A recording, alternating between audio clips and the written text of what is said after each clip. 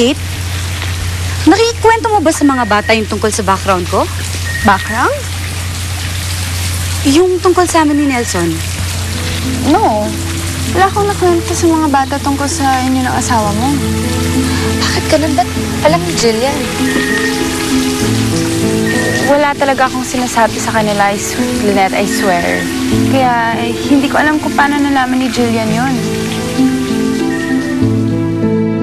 Tikatok, bakit ayaw mo kong sagutin ni Inay Lynette? Siguro hindi niya si Itoy Nelson, no?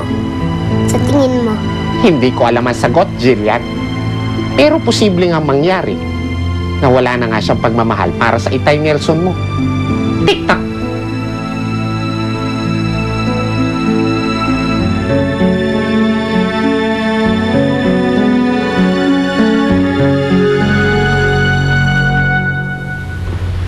Bakit po kayo naghiwalay ng inyong asawa?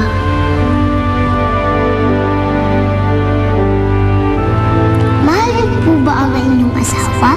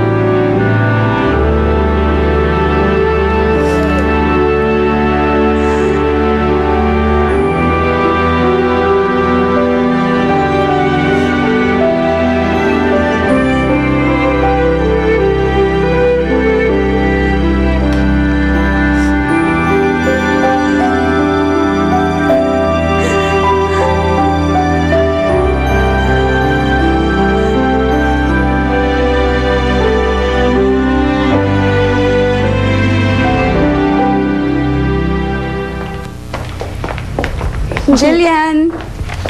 Ay, ano ginagawa mo dito? Hinintay po kita kasi po may bibigay po ako sa inyo. Talaga? Ano yun? Ito po, oh.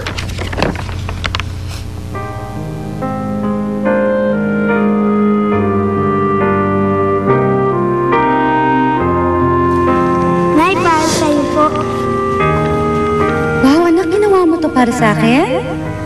Ang ganda. Para din po kay Itay.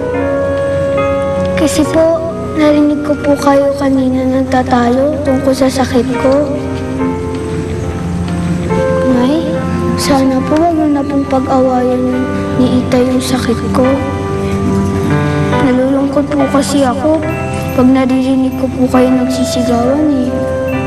Tsaka sana po, Nay, kahit ano pong mangyari, lagi po kayong magkasama ni Itay. Ito po ang asawa nyo. Ito po kayo at ito po ang anak nyo. Ako po to kasi ako po nag-drawing. Dinrawing ko po to. Kasi po, pag naalala nyo po ang inyong pamilya, magiging masaya ka po. Kaya ito po. Salamat, Jillian, ha?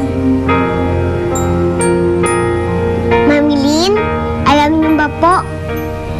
Kahit wala po ang inyong anak, nandito pa rin po ang inyong asawa.